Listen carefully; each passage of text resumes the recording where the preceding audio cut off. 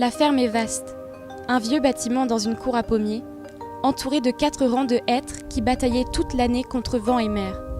Voilà comment Maupassant décrivait les clos Masures. Monsieur Blosseville, propriétaire d'un clos, nous a ouvert ses portes.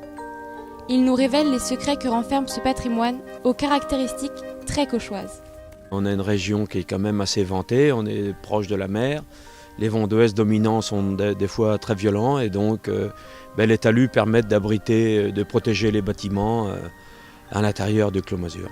Passionné par sa région, il a à cœur de conserver cet emblème propre au pays de Caux.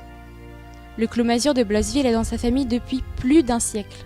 Mon arrière-grand-père est arrivé à Blosseville en 1904 comme exploitant agricole de toute cette exploitation. Donc il y avait l'exploitation d'un côté, le Clos Masure de l'autre.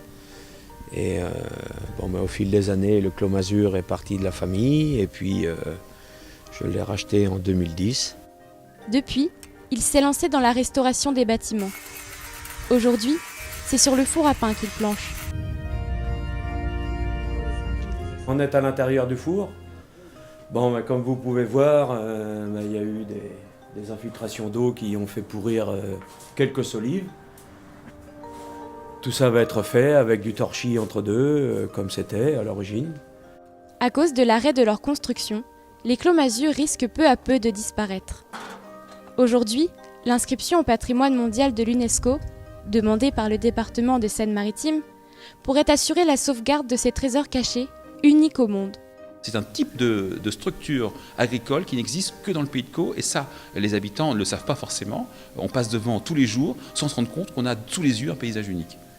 Il faudra une dizaine d'années, voire plus, pour que le Clos Masure soit classé au patrimoine mondial de l'UNESCO. En attendant, Monsieur Blosseville et sa famille se battent quotidiennement pour que leur exploitation agricole reste un patrimoine toujours vivant.